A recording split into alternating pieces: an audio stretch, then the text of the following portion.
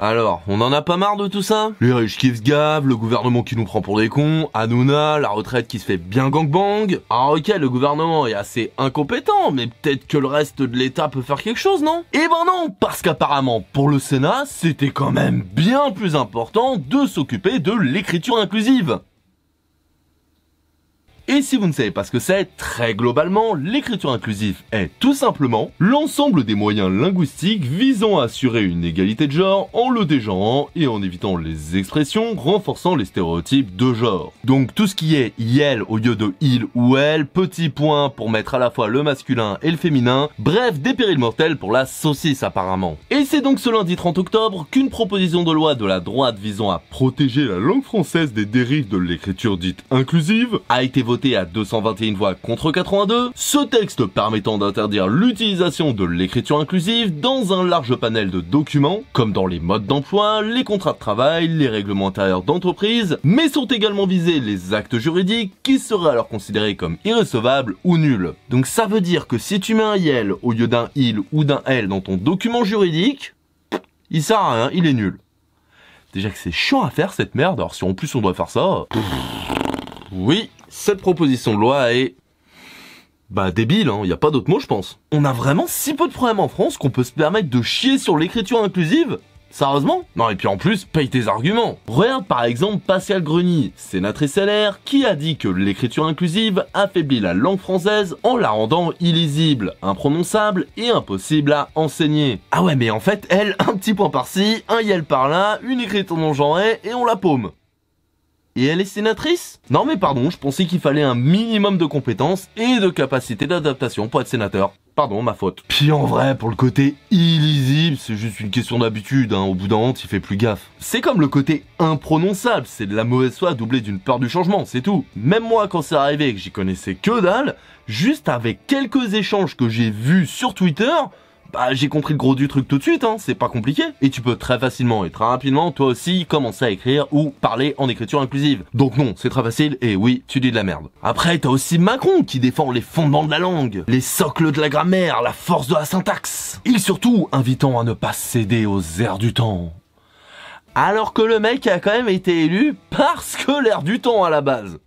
C'est quand même ironique. Mais sinon, pour revenir à sa citation... les fondements de la langue et les socles de la grammaire. Ok, donc c'est officiel, le mec ne sait pas du tout comment fonctionne une langue vivante.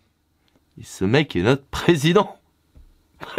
Parce que Manu, le français qu'on utilise là maintenant, c'est pas du tout les fondements de notre langue, hein, tu sais. Va voir comment ça parlait ou écrivait quelques siècles en arrière. Ah bah ça va te faire tout drôle, ça c'est sûr, hein. Belle fut l'ivestre et les soleils fut clés.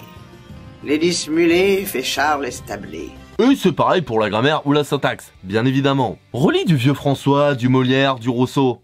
Tu vas voir, ça va te faire bizarre. C'est pas forcément les mêmes mots que nous aujourd'hui, et même quand c'est les mêmes mots, ça s'écrit pas pareil. Une langue, ça évolue en permanence, hein, tu sais. Et ni toi, ni l'académie pourraient y faire quoi que ce soit. Et tu sais pourquoi? Tu vas voir. Parce qu'une langue vivante... eh ben c'est vivant, du con! Du coup ça évolue! Pas comme toi! Pourquoi je m'emporte, moi? De Ave César à Wesh ma gueule, la langue française n'a cessé de se transformer et de se modifier. Ni pour le meilleur, ni pour le pire. Non, mais pour devenir un outil de communication. Ça évolue au fur et à mesure des époques, des avancées technologiques, sociales, que ce soit de la culture, etc., etc. C'est totalement normal. Et tu pourras bouder autant que tu veux dans une langue, dans un langage. C'est l'usage qui prévaut toujours à la fin. Pas tes envies de « oh là là, on a mis un tiret, du coup ma vie est complètement foutue, je comprends plus rien à la langue ». Non mais c'est con n'empêche, parce que ta meuf, c'était pas une prof de lettres? Oh puis tiens, la première dame, qu'est-ce qu'elle va nous dire celle-là? Il y a deux pronoms, il et elle. Bien. Merci.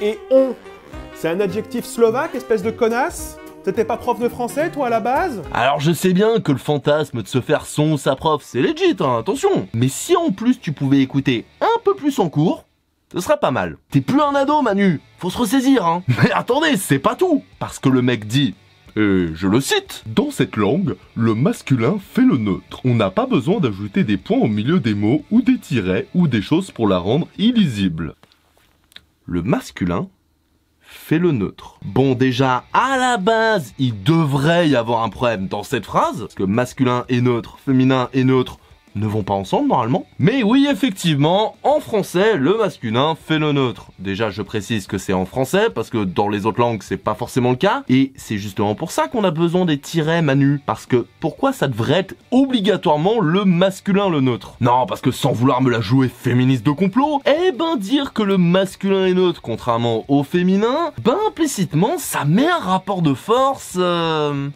Ouais, de merde. Un rapport de force que l'écriture inclusive aide à remédier justement. Donc si, on a besoin des tirets et des points. Sauf si t'as une autre solution, hein. Mais vu ton niveau, bizarrement, je préfère me retourner vers l'écriture inclusive, hein, si tu permets. Et même sans parler de ça, l'écriture inclusive, ça permet aussi et surtout... de pas mégenrer une personne. Comme ça, au lieu d'avoir l'air d'un con à dire il à une personne genrée féminine ou inversement, tu dis elle et puis voilà, on n'en parle plus. Et ça c'est pareil pour les personnes non genrées aussi. C'est plus cool pour toutes ces personnes chez qui on soit en permanence, c'est plus cool pour nous, comme ça on passe pas pour des cons, ça fait plaisir. Mais même sans ça, en plus...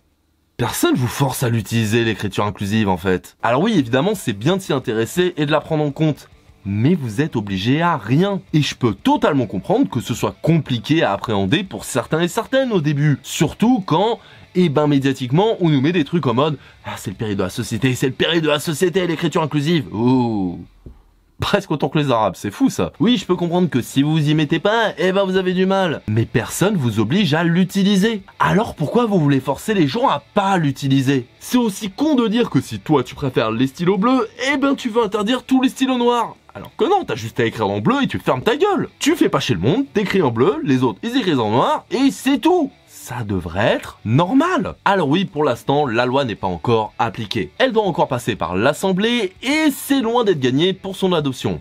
Encore heureux, j'ai envie de dire. Mais quand même, elles ont pas autre chose à foutre